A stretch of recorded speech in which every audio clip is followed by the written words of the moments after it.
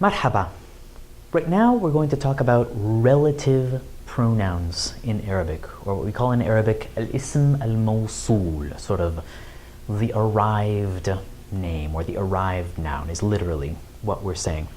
In English we have several different relative pronouns, including who, that, which we use in sentences like I still have the books that I read in my childhood.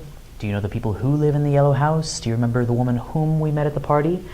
All of these would be the relative pronouns, the pronouns that refer specifically back to a noun earlier in the sentence, what we would call the antecedent if we were being fancy about it. So, the books that, the people who, the woman whom. There's always a noun floating back there earlier that this pronoun, this relative pronoun, is referring to.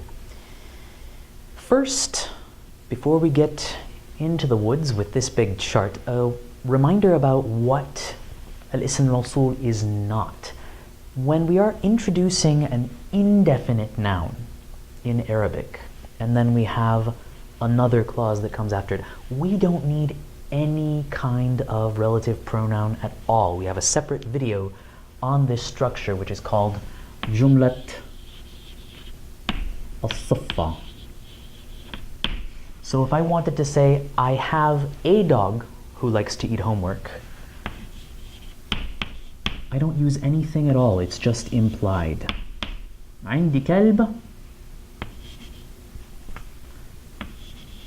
يحب أن يأكل الواجب.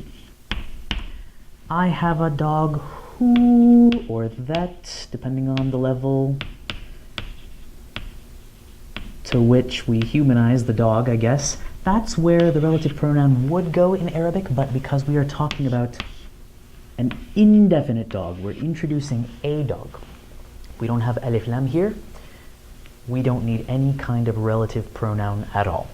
So if you need a refresher, go ahead and look at that video, Jumlat al-Siffa, because we don't need any word at all. What we're talking about today is sentences that have definite nouns, followed by relative pronouns. The books, the people, the woman, etc., etc. In that case, we do need a relative pronoun in the Arabic sentence. And that relative pronoun is sort of going to be a variation on the theme, depending on whether it's masculine or feminine, dual or plural. We have a separate video about the vagaries of the dual. You can check that out, or you can wait until you learn a little more in class about the dual. The wrinkle that occurs in Arabic is that after this relative pronoun, we also need a complete jumla fa'aliyya, a verbal sentence that comes after it. And we need to refer to that noun in the second clause of the sentence. Let me show you what I mean. Let's take this.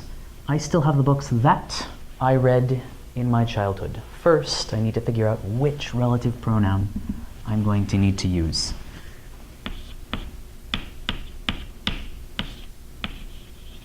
لا أزال عندي الكتب.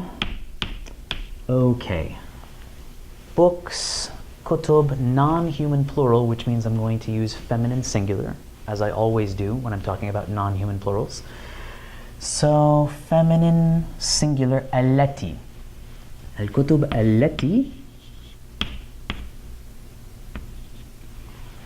The books that I read in my childhood. Now, as fluent speakers of English, it's tempting to say التي قرأت, I read.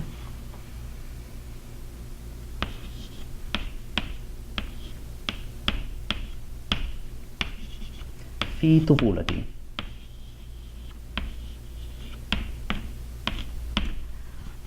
But I need to refer to al-kutub somewhere in this second sentence. You'll notice that it isn't really a complete idea I read in my childhood. What did I read? I need to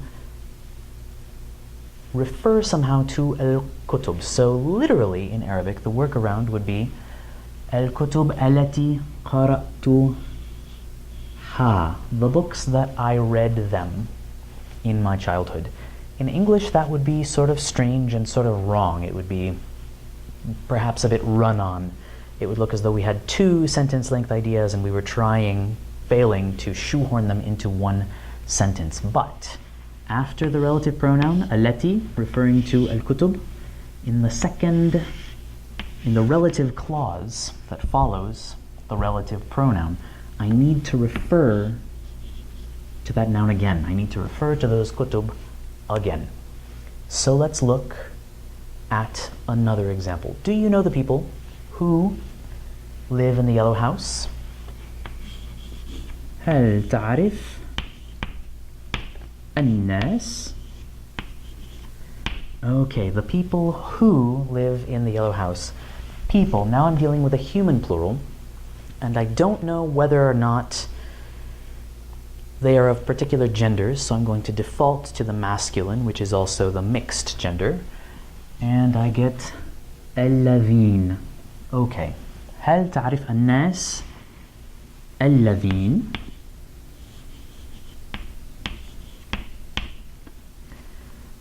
يسكنون? Okay, the people who live in the yellow house. I need to conjugate the verb for الناس. It needs to be that third person plural conjugation. الذين يسكنون في الأصفر. Now, we don't have an object pronoun here, but I have successfully referred to those people again because this verb is conjugated for them.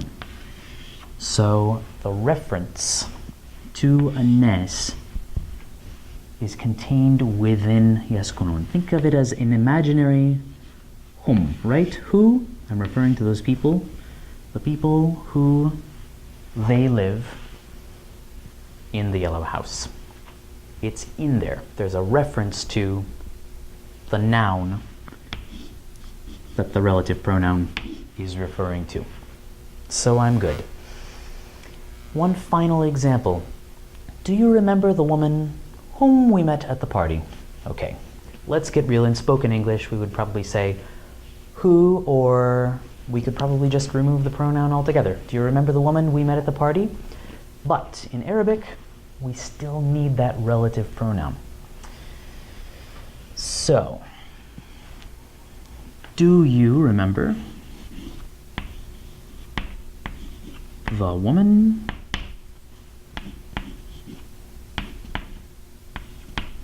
Okay. هل تتذكر المرأة? Which pronoun do I need? Well, it's feminine singular, so I can go ahead and use the feminine singular pronoun again. المرأة التي that we met at the party. Here is a little tricky. We need to remember that the verb for meeting has a preposition after it, not a direct object. التي we met تعرفنا, and then we have, after تعرف we have the preposition على. But we also need to refer back to that woman. So what we do is we take that preposition على and then we add the ha, so she is present in that second jumla فعلية, that second sentence. So we're literally saying the woman that, or the woman whom we met her at the party. في الحفلة. It's a little tricky. It's a little counterintuitive for native or native-ish speakers of English, because tossing in that second reference to the noun we're referring to is not something we do. But these are some simple examples that hopefully give you an idea. of how it works. One last couple of notes. You'll notice that there's a sneaky asterisk here if we're talking about a group of just women, grammatically feminine human beings. We do have a couple of variations. These are pretty rare.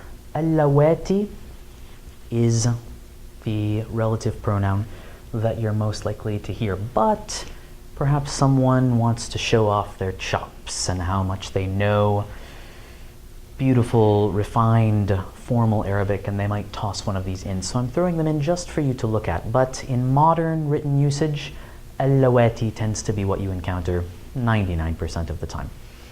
The other wrinkle that we need to be aware of is that when we're talking about dual forms, we have one form for the marfu'a noun, the nominative case nouns, and another form for mansub and majroor nouns, accusative or genitive nouns that come after prepositions or in an idafa.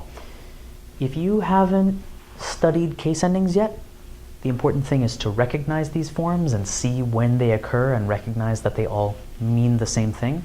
Just to demonstrate though, in one example, if we were talking about two women. Oh, do you remember the two women that we met at the party?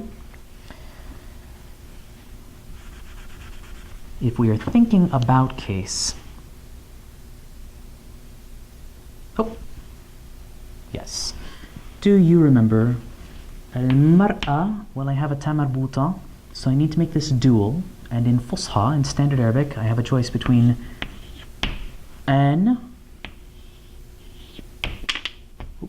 or ain, depending on whether it's the subject or the object or preceded by a preposition. Here, we're remembering the two women, right? So they're going to be the direct object of this verb, tatadhakkar, and therefore they're going to be mansub. This is a little bit tricky, the order of operations, but bear with me. Okay, I know that the two women are the object of this verb, which means they're mansub, and since they're both women, they're feminine, so I would need to use allatain as the object pronoun, but I would also use the ain ending here. There's kind of a harmony of vowels. Al-mar'atain. It's getting a little crowded in here. Allatain. So ain. اللتين تعرفنا علي. Oops, I forgot my ya there. It would be عليها in the singular with a ya, but here we're talking about two of them, exactly two. So we would replace it with هما في الحفلة. So a very specific way to refer to the two women that dual feminine, we met them, the two of them, dual feminine, in the party. If you haven't tackled the dual, activating the dual yet, don't worry about this so much. Just know to recognize it if you see it, understand that two things or two people are being referred to. If you have encountered the dual and you are working on activating it, remember that in Fusha, in formal Arabic, we need to be very specific about the case and the gender, and we have different forms that we might use depending on different cases. A final note is that in most colloquial spoken Arabics, all of these different relative pronouns can be replaced with one particle. In Egyptian and Levantine, it's illi. Sort of an elision of all these different forms. Illi, masculine, feminine, singular, plural, dual. We're just going to say illi. So I could say in Levantine or Egyptian colloquial, ما زال or لسه عندي الكتب اللي قريتها في طفولتي, or تعرف الناس اللي يسكنوا or اللي ساكنين في البيت الأصفر. In colloquial, it's very, very simple, and we don't need to worry about that order of operations in speech. But in writing, it is expected of us as mature, comfortable users of Arabic to be able to perform that kind of mental arithmetic and figure out exactly which of these relative pronouns we need.